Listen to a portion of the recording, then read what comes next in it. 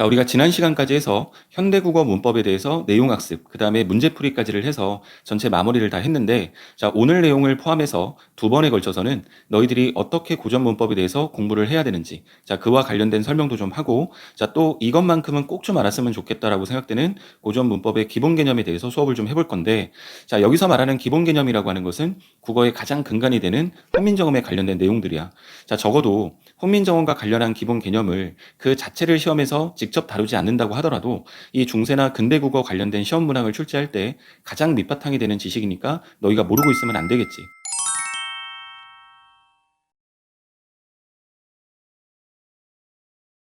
자, 내가 매년마다 학생들하고 수업하면서 중세국어, 근대국어처럼 이렇게 국어의 역사와 관련된 고전 문법에 잘 대응하기 위해서 자, 어떤 조언을 하냐면 역설적이게도 현대국어를 잘해야 된다. 이런 얘기를 늘 강조해. 자, 이게 무슨 말이냐면 자, 준비하는 시험의 성격에 따라서 배경 지식을 가지고 있냐, 가지고 있지 않냐. 이걸 직접 출제하는 시험도 있을 수 있겠지. 자, 그런데 수능을 기준으로 이야기를 해보자면 자, 국어의 역사와 관련된 문제를 중세국어, 근대국어 이런 지식 자체를 공부해서 해결하는 그런 시험 문제를 출제하는 게 아니라 자, 우리가 지금까지 공부했었던 현대국어를 기반으로 해서 중세나 근대국어가 현대국어와 어떤 차이점이 있는지 자, 이것을 중심으로 묻는 문항이 출제가 되거든. 자, 그렇기 때문에 교육과정에서도 뭐 중세나 근대 지식을 가르치는 것을 목적으로 삼는 게 아니라 현대국어를 기반으로 해서 중세와 근대가 현대국어 어떤 차이점이 있는지를 아는 것을 목표로 삼어.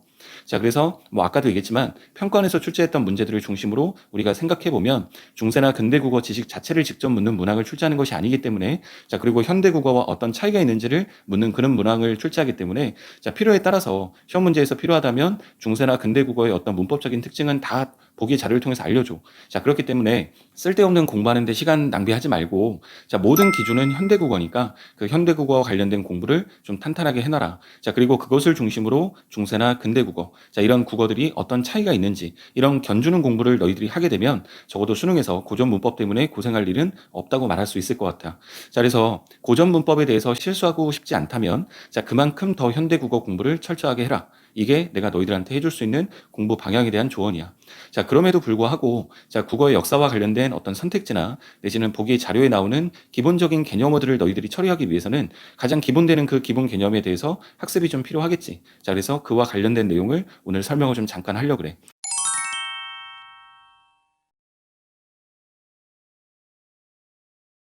자, 일단 고전문법의 기본 개념과 관련해서 훈민정음에 관련된 설명을 잠깐 해볼 건데, 자, 훈민정음의 창제 글자부터 설명을 한번 해볼게. 자, 훈민정음을 창제할 때, 자, 우리가 몇 글자를 창제했느냐, 자, 그리고 어떠한 글자들을 창제했느냐, 이와 관련된 건데, 자, 우리가 의문어를 배우면서 현대국어의 의문은 총 40개라고 배웠어. 자, 자음은 19개라고 배웠고, 모음은 21개라고 배웠는데, 자, 그러면 오늘날 우리가 현대에서 쓰는 그 40개의 자음과 모음들이 전부 다 창제 글자에 해당되느냐라고 묻는다면 아니야.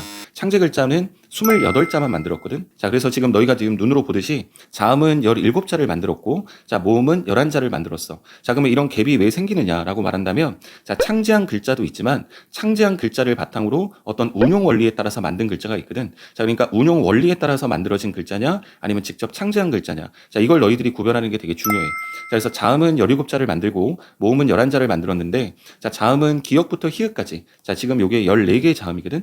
14개의 자음은 오늘날까지 그대로 쓰여. 자, 오늘날까지 그대로 쓰는데 오른쪽에 보는 요 세 개의 자음은 자, 오늘날 우리가 쓰지 않는 자음이거든. 자, 그럼 창제를 했지만 오늘날까지 전하지 못하고 사라진 자음이다. 자, 이렇게 너희들이 정리할 수 있을 것 같고, 자, 그다음에 모음도 아부터 이까지. 자, 지금 이게 10개의 모음인데 이 10개의 모음은 오늘날까지 그대로 전해져. 자, 그런데 오른쪽에 보는 요 모음은 자, 전하지 못하고 사라진 거야. 자, 그리고 또 하나, 지금 너희들이 창제 글자를 보면 좀 의아한 게 있을 텐데, 자, 우리가 쌍기역, 쌍디귿, 쌍비읍, 쌍시오, 쌍지읒 이렇게 된소리라고 부르는 자음이 보이지가 않아. 자, 그러면 그 자음들은 운용 원리에 따라서 만들어진 글자지 창제한 글자는 아니라는 거야. 자, 이렇게 우리가 창제 글자에 해당되는 내용만으로도 우리가 추론할 수 있는 내용들이 있다는 얘기지. 자, 오늘날 현대국어에서 된소리라고 부르는 것은 창제한 글자가 아니다. 자, 좀 이따가 뒤에서 설명할 때 같이 묶어 설명을 할게. 자, 그러면 자음에서는 지금 3개가 사라진 거고, 자, 모음에서는 지금 하나가 사라진 건데, 자, 글자의 명칭도 좀 알아뒀으면 좋겠어. 이 첫 번째에 해당되는 이 글자는 여린 히읗이라 그래.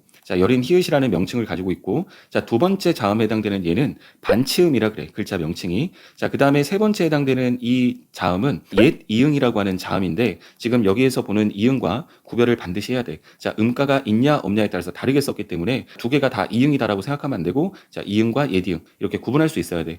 자, 그 다음에 모음에서도 이렇게 사라진 얘를, 자, 너희들이 잘 알겠지만 아레아라고 부르거든. 그래서 글자 명칭들도 너희들이 같이 좀 묶어서 알아둬야 돼. 자, 그러면 자연스럽게 이제 두 번째로 소실 문자를 볼 건데, 자, 소실 문자는 그러면 얘네들에 해당되는 거겠지. 자, 소실 문자는 사라진 문자, 오늘날까지 전하지 못하고 사라진 자음과 모음을 우리가 소실 문자라고 하는데, 자, 그래서 사라진 순서대로 보면 일단은 여린 히읗이 가장 먼저 사라지고, 자, 그 다음에 반치음이 사라져. 자, 그리고 나서 옛 이응 글자가 사라지고 나서 마지막으로는 이렇게 아레아라고 하는 글자가, 자, 공식적으로 마지막으로 사라져. 자, 그래서 이렇게 소실 문자를 순서대로, 사라진 순서대로 너희들이 좀 기억할 필요가 있는데, 자, 너희들 머릿속에 좀 기억하라고 내가 이미지로 항상 표현을 하는데, 자, 눈이 먼저 사라지고 나서, 자, 그리고 코가 사라졌고, 그 다음에 입이 사라졌고, 그 다음에 점이 사라졌다. 자, 그래서 이 순서대로 얼굴 모양 기억하고 이 순서대로 사라졌다라고 하는 거 너희들이 머릿속에 같이 좀 정리해뒀으면 좋겠어. 자, 그 다음에 우리가 앞으로 지금부터는 공부를 어떤 식으로 할 거냐면, 자, 초성, 중성, 종성이라고 하는 것을 중심으로 해서, 자, 그 자리에 놓이는 자음과 모음, 자, 그것이 어떤 원리에 따라서 만들어졌는지, 자, 이와 관련된 얘기를 할 건데, 자, 초성부터 시작을 해보면, 자, 초성에 놓이는 어떤 음운이 자음이잖아. 자, 현대국어도 마찬가지인데, 자, 그러면 자음이 어떤 원리에 따라서 만들어졌는가, 자, 그와 관련된 설명인 거야. 초성에 놓이는 자음의 제자 원리는, 자, 글자를 만드는 원리는 어떤 원리냐면, 기본적으로는 상형의 원리가 기본 원리야. 자, 그러면 이 상형이라고 하는 원리를 따라서 뭔가를 본땄다는 얘기인데, 자, 그걸 통해서 기본자를 만든 거야. 자, 그래서 그 기본자에다가 다시 한번 획을 더하는 거야. 자, 가획이라고 말을 쓰는데, 가획이라고 하는 건 획을 더한다 이런 말이거든. 그러면 기본자에다 획을 더해서 만든 글자를 가획자라고 그래. 자, 그래서 자음의 원리는 상형의 원리와 가획의 원리다. 자, 이렇게 정리할 수 있는데, 자, 그럼 여기 지금 이체라고 하는 것이 눈에 보일 거야. 근데 이체는 뭐냐면 상형이라고 하는 원리와 가획이라고 하는 원리, 이 두 가지의 원리에 해당되지 않는 예외 글자다, 이렇게 생각을 하면 돼. 자, 그런데 일부의 어떤 책에 보면 이체의 원리라고 써져 있거든. 그건 잘못된 거지. 자, 우리가 이체라고 하는 건 내가 아까도 설명했지만 원리에 해당되지 않는 예외 글자를 이체라고 한다 그랬는데, 자, 그렇게 예외를 다시 원리라고 말을 쓸 수가 없잖아. 자, 이것은 그냥 이체는 너희들이 머릿속에 개념을 잡을 때, 자, 원리에 해당되지 않는 글자구나. 자, 이렇게 너희들이 머릿속에 정리를 하면 될 것 같아. 자, 그러면 기본자부터 보면 아음이라고 하는 것은 어금니를 본따서 만든 글자란 얘기야. 자, 어금니를 본따서 기억이라는 글자를 만들고, 자, 설이라고 하는 건 혀니까 혀를 본따서 니은이라고 하는 자음을 만들었어. 자, 그 다음에 수는 입술인데 입술을 본따서 미음이라고 하는 자음을 만들고, 자, 치는 이지, 자, 이를 본따서 시옷이라고 하는 자음을 만들어. 자, 그 다음에 후는 목구멍인데 목구멍을 본따서 이응이라고 하는 자음을 만들어. 자, 이렇게 기본 글자는 상형의 원리에 따라서 이렇게 5개의 자음을 만든 거야. 자, 그럼 기본자가 5자인데, 자, 가획자라고 하는 건 거기에 획을 더한 거라 그랬잖아. 자, 그러면 너희들이 잘 보면 기본 글자 기억에 획을 하나 더해서 키읔을 만든 거지. 자, 니은에 획을 하나 더하면 디귿이고, 니은에 획을 2개 더하면 티읕이 되는 거야. 자, 그 다음에 미음에 획을 위로 더하면 비읍이 되는 거고, 자, 미음에 획을 옆으로 더하면 피읍이 되는 거지. 자, 그 다음에 시옷에 획을 하나 더하면 지읒, 시옷에 획을 2개 더하면 치읓이다. 그 다음에 이응에 획을 하나 더하면 여린 히읗이고, 이응에 획을 2개 더하면 히읗이 돼. 자, 이래서 가획자는 총 9자를 만들었어. 자, 그러면 기본자는 본따서 5개를 만들고, 가획자는 그 기본자에다 획을 더해서 9글자를 만들었거든. 자, 그러면 너희가 눈으로 보다시피 세자가 비잖아. 자, 자음을 총 17자를 창제했다고 했는데, 지금 기본자는 5, 가획자는 9이니까 3글자가 비지. 자, 그게 이체인데, 자, 그 3글자가 지금 여기에 이 두 가지의 원리, 상형이라고 하는 원리나 가획이라는 원리에 해당되지 않는 예외 글자인 거야. 자, 그것이 옛 이응이고, 자, 그 다음에 반설음, 반치음. 자, 리을을 반설음이라고도 하거든. 근데 반설음, 반치음이라는 게 사실상 뭐냐면, 자, 설음이긴 설음인데 반만 설음이란 얘기고, 자, 치음이긴 치음인데 반만 치음이란 얘기야. 자, 그래서 리을음을 우리가 설음 이렇게 얘기하지만 원래 엄밀하게 말하면 반 정도만 설음인 거거든. 자, 그래서 반설음이라고 하는 거고, 자, 이 반치음이라고 하는 것도 치음의 성격을 가지고 있지만 온전한 치음이 아니라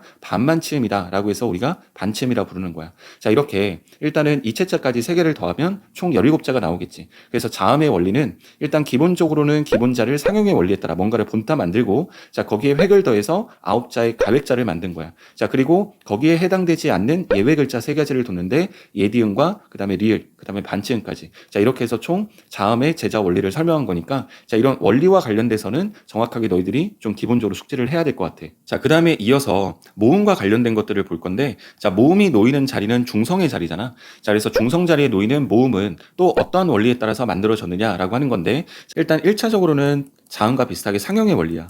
자, 상형의 원리에 따라서 만들어지고 나서 이 두 번째 해당되는 여기에 해당돼서는, 자, 통일된 명칭이 없기 때문에 사람들마다 다양하게 쓰는데, 자, 어떤 사람은 이 자리를 합성이란 말을 써서 합성의 원리라고도 하고, 또 어떤 사람은 합용의 원리다 이렇게 얘기하기도 하고, 또 어떤 사람은 여기에 교합의 원리다 이런 말을 쓰기도 해. 자, 공식적으로 정해져 있는 명칭이 아니기 때문에 사람마다 다르게 쓰긴 하지만 너희들도 지금 금방 봤지? 이렇게 합이라는 말들이 전부 다 들어가.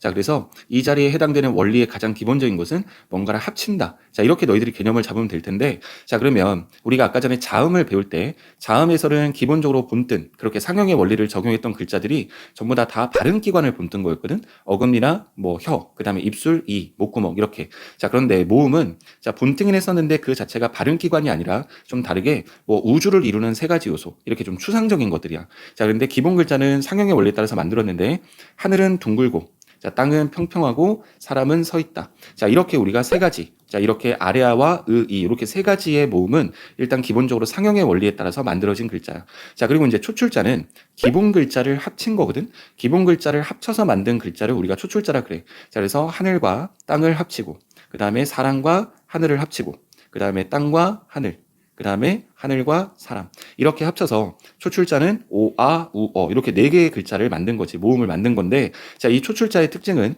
기본 글자들을 합쳐서 만들었다. 이렇게 너희들이 머릿속에 정리하면 되겠지. 자, 그 다음에 이제 제출자는 뭐냐면 얘도 똑같이 합치는 건데 어떻게 합치냐면, 자, 초출자에다가 기본 글자인 아래아를 한 번 더 합치는 거야. 자, 그러니까 기본적으로는 초출자를 한 번 더 써주고 아래아를 한 번씩만 더 써주면 되는 거야. 그러면 요야, 유여가 되겠지. 자, 그래서 제출자라고 하는 것은 초출자에다가 기본 글자인 아래아를 한 번 더 합쳐서 만든 글자다. 자, 그러면 자음하고 다른 점은, 자음은 원리에 해당되지 않는 이체자라고 하는 예외가 있었거든. 자, 근데 모음은 11개의 모음이 전체 다 원리에 따라서 만들어진 거야. 자, 그러면 여기에다가 조금 더 너희들의 보충 설명을 좀 하자면, 자, 기본 글자와 초출자까지를 포함해서 보면 우리가 단모음이라고 부르지. 자, 이중모음과 단모음 중에서 단모음에 해당되는 거야. 그러면 창제한 글자 11자 중에서 단모음은 7개가 있는 것이고, 그 다음에 제출자에 해당되는 것은 오늘날 우리 이중모음이니까, 자, 창제 글자 11자 중에서 단모음이 7개, 그 다음에 이중모음이 4개. 자, 이렇게 생각을 할 수 있을 것 같아. 여기다가 보충 설명 하나만 좀 덧붙이자면, 자, 우리가 현대국어를 공부하면서 의문론에서 모음조화라고 하는 것을 배우고 왔는데, 자, 중세국어 때는 이 모음조화가 비교적 엄격하게 지켜졌어. 자, 근데 모음조화라고 하는 것은 양성모음은 양성모음끼리, 음성모음은 음성모음끼리 어우르려고 하는 어떤 특성이라고 했었거든. 자, 그러면 우리가 지금 창제를 했을 때 창제한 글자들을 중심으로 보면 이렇게 아래아부터 시작해서 오, 아, 요, 야. 자, 요것은 양성모음에 해당되는 거야. 뭔가 좀 밝고 가볍고 경쾌하고 이런 느낌을 주는 양성모음인 거고, 그 다음에 으부터 시작해서, 자, 우, 어와 유, 여. 이렇게가 음성모음에 해당되는 거지. 자, 그 다음에 마지막 이는, 자, 양성모음에도 잘 어울리고 음성모음에도 잘 어울리는 중성모음이라 그래. 자, 그래서 우리가 창제를 할 때, 자, 어떤 원리에 따라서 만들어졌는지도 너희들이 머릿속에 담아야 되겠지만, 그렇게 창제한 글자들이, 자, 어디까지가 단모음이고 어디가 이중모음인지, 자, 그리고 우리가 어떤 모음들이 양성모음이고 어떤 모음들이 음성모음인지, 자, 이렇게도 너희들이 잘 연결해서 머릿속에 담아놓으면 앞으로 우리가 중세국어나 근대국어 관련된 어떤 자료들을 볼 때 조금 더 편리할 수 있겠지. 자, 그 다음에 이 오늘은 종성에 해당되는 이 부분까지를 보고 마무리를 할 생각인데, 자, 지금 너희가 눈으로 보다시피 종성의 원리라고 돼 있어. 자, 위에서는 뭐 우리가 제자 원리라는 말을 썼는데, 지금 여기서는 왜 제자 원리라는 말을 쓰지 않느냐. 자, 여기에 해당되는 이유가 있어. 종성은 너희가 알다시피 받침에 해당되는 부분인데, 이 종성과 관련된 큰 테두리의 원리를 너희가 이해할 때, 자, 먼저 너희들이 기억해야 될 단어가 하나가 있어. 자, 이 종성부영 초성이라는 말인데, 자, 이 단어의 의미를 너희들이 좀 알고 있어야 되는데, 자, 종성은 초성의 글자를 다시 가져다 쓴다 이 말인 거야. 자, 이 부분이 왜 세종대왕이 천재인지를 보여주는 부분이긴 한데, 자, 우리가 초성과 관련해서 자음을 만들었고, 자, 중성과 관련해서 모음을 만들었거든. 자, 그런데 종성과 관련해서는 글자를 다시 만들어야 될 필요가 없다고 생각을 한 거지. 자, 이미 만든 글자인 초성에 그 자음을 종성에다 다시 가져다 쓰면 된다라고 생각을 했던 거야. 그래서 이 종성에 해당되는 글자를 더 많이 만들었다면 훨씬 더 복잡한 글자가 됐을 텐데, 자, 훈민정음을 만들었던 세종대왕은 자, 종성에는 글자를 따로 만들지 말고 이미 만들었었던 초성의 글자를 종성에다 가져다 쓰면 된다라고 생각을 했던 거지. 자, 그래서 이 종성부용 초성이라는 말은 종성의 글자는 초성의 글자를 다시 가져다 쓴다라고 하는 이 측면이 종성 전체의 가장 중요한 원리에 해당되는 거고, 종성에는 그러면 초성에 있는 모든 글자들을 다 가져다 쓸 수 있다고 했으니까 원칙적으로 받침에는 자, 전체 이 자음의 전체가 다 올 수 있다는 얘기인데, 자, 그런데 실제로 사용을 해보니까 자, 8개 종성만으로 충분한 거야. 자, 그래서 우리가 이거를 너희들이 좀 알아야 되는 명칭이 하나 있는데, 자, 팔종성 가족용이라는 말이 있거든. 자, 팔종성 가족용이란 말의 의미가 뭐냐면, 자, 8개의 종성만으로 사용하는 것이 가능하고 족하다 이 말인 거야. 자, 그러니까 원칙적으로는 종성부용 초성을 통해서 이 종성 자리에 해당되는 것은 모든 초성을 다시 가져다 쓸 수 있다고 얘기를 했는데, 자, 실제 사용을 해보니까 8개의 종성만으로 그렇게 쓰는 것이 충분히 가능하고 족하더라 이런 말이야. 그래서 실제로는 8개의 종성만이 쓰였어. 그래서 물론 예외적인 문헌들이 있고 그 예외적인 문헌에는 8개에 해당되지 않는 자음들이 나타나는 그런 문헌들도 있긴 하지만 8개의 종성으로 표기를 했었다는 거야. 그 8개가 뭐냐면, 자, 기역, 니은, 디귿, 리을, 미음, 비읍, 시옷, 그 다음에 예디응이야. 자, 이렇게 8개의 자음만으로도 충분히 종성에서 사용하는 것이 가능하다. 자, 이런 것이 우리가 팔종성 가족용, 자, 우리가 팔종성법이라고 부르는데, 자, 그런데 지금 여기에 이 8개를 보면 너희들이 언뜻 머릿속에 떠오르는 게 있을 거야. 자, 현대국어의 음절의 끝소리 규칙하고 많이 머릿속에 연상이 될 텐데, 자, 음절의 끝소리 규칙은 너희가 알다시피 표기와 관련이 없고 발음만 해당되는 거거든. 자, 근데 중세국어의 팔종성법은 표기도 8개로 하고 발음도 8개로 하는, 자, 그렇기 때문에 엄청난 차이가 있어. 그래서 그 두 가지를 혼동해서는 안 되고, 현대국어는 발음에 해당되는 것만 7개로 발음이 된다지만 이 중세국어의 팔종성법은 8개로 표기하고 8개로 발음했었다는 거야. 자, 그 측면을 너희가 좀 생각해 봤으면 좋겠고, 현대국어의 차이점은 현대국어에서는 받침에서 시옷이 발음이 안 돼. 자, 그래서 너희가 음절의 끝소리 규칙 배우면서 다 공부했지만 시옷이 받침이 왔을 땐 전부 다 디귿으로 교체가 되거든. 자, 근데 중세국어는 8개로 표기하고 8개로 발음을 했다 그랬으니까 지금 이 디귿과 시옷이 둘 다 지금 발음되는 것으로 나왔어. 자, 그래서 우리가 중세인을 만날 수가 없기 때문에 시옷을 어떻게 받침해서 발음했는지를 정확하게 알 수는 없지만, 자, 디귿과 시옷을 우리가 발음을 구분해서 지금 발음을 했었다라고 하는 것. 자, 이 측면이 현대국어와 가장 중요한 차이점이니까 너희들이 머릿속에 정리를 좀 해놔야 되겠지. 자, 그리고 이응도 그냥 이응이 아니야. 자, 예디응이야. 음가가 있을 때는 예디응을 쓰고 음가가 없는 자리는 이응을 썼거든. 자, 오늘날은 우리가 위치로만 판단을 해. 초성에 있는 이응은 발음이 안 되는 것이고 받침에 있는 종성에 있는 이응만 발음이 된다. 이렇게 이응의 위치만 갖고 판단을 하는데, 과거의 중세 때는 음가가 없는 이응과 음가가 있는 이응이 표기 자체가, 문자 자체가 달랐던 거야. 그래서 이런 점들이 현대국어와 차이가 되는 거고, 아까 내가 서두 얘기했잖아. 자, 현대국어를 중심으로 고전 문법이라고 부르는 이런 것들이 어떤 차이점이 있는지를 학습하는 게 우리한테는 제일 중요한 거니까, 자, 이러한 지점들을 너희들이 머릿속에 이런 차이가 있구나를 정리를 해둬야 되겠지. 자, 그 다음에 비교는 내가 왜 써놨냐면, 자, 우리가 중세와 근대를 좀 비교하기 위해서 썼는데, 자, 우리가 금방 봤지만 이 중세 국어에서는 8개의 종성으로 쓰는 팔종성법이 국어의 받침 규정이었어. 자, 얘가 시간이 지나서 근대 국어에 가면, 자, 여기에 받침 규정에 변화가 좀 생겨. 자, 중세 때는 8개를 썼었는데 근대에 가면 7개로 바뀌어. 근대 국어에서는 칠종성법이라는 말을 쓰는데, 그러면 칠종성이니까 변화가 생긴 거잖아. 자, 그럼 그 변화가 어떤 변화가 생겼냐면, 자, 7개 자음이, 자, 기역, 니은, 리을, 그 다음에 미음, 비읍, 시옷, 그 다음에 이응이야. 자, 이렇게 7개인데, 자, 변화 지점을 잘 살펴보면 지금 중세 때는 디귿이 받침에 표기도 되고 발음이 됐는데, 근대로 오는 과정에서 지금 디귿이 보이잖아. 자, 디귿은 사라졌고, 자, 그 다음에 또 하나의 차이점은 중세 때는 받침에서 예디응을 썼는데 그 예디응이 지금 이렇게 이응으로 바뀐 거야. 자, 이 이유는 예디응이라고 하는 이 문자 자체가 소실됐기 때문이거든. 자, 그래서 중세 때는 8개의 종성으로 자, 표기하고 발음했었는데, 자, 그것이 근대에 가면서 7개의 종성으로 변화가 생겼다. 그래서 이 받침 자리와 관련해서 우리가 같이 정리할 때 중세를 지금 우리가 초점 삼아 보고 있었지만 중세만 정리하지 않고 근대까지 같이 묶어서 너희들이 알아두면 나중에 자료 보기가 더 편하지 않을까. 자, 이렇게 해서 자, 오늘 초성, 중성, 종성을 중심으로 해서 자, 그 자리에 놓이는 자음과 모음이 자, 어떠한 원리를 통해서 만들어졌는지에 대한 설명을 했었는데, 자, 오늘의 가장 중요한 초점은 이 창제 글자와 관련된 것들이 초점이었어. 자, 그런데 창제 글자를 바탕으로 글자 운용 방식에 따라 새로운 글자들을 또 만든 게 있거든. 자, 그와 관련된 내용이라든가 내지는 성조를 표시하기 위해서 점을 찍는 것도 있었어. 자, 그런 내용, 그 다음에 표기법, 자, 이런 것들과 더불어서 다음 시간에 전체적인 설명을 다 마무리할 생각이야. 자, 그래서 오늘 공부했었던 거 머릿속에 잘 담아서 자, 복습 잘 해놓고 다음 시간에 우리 수업하는 시간에 또 만나는 걸로 할게. 자, 오늘도 공부한다고 고생 많이 했고 오늘 수업은 여기까지 할게.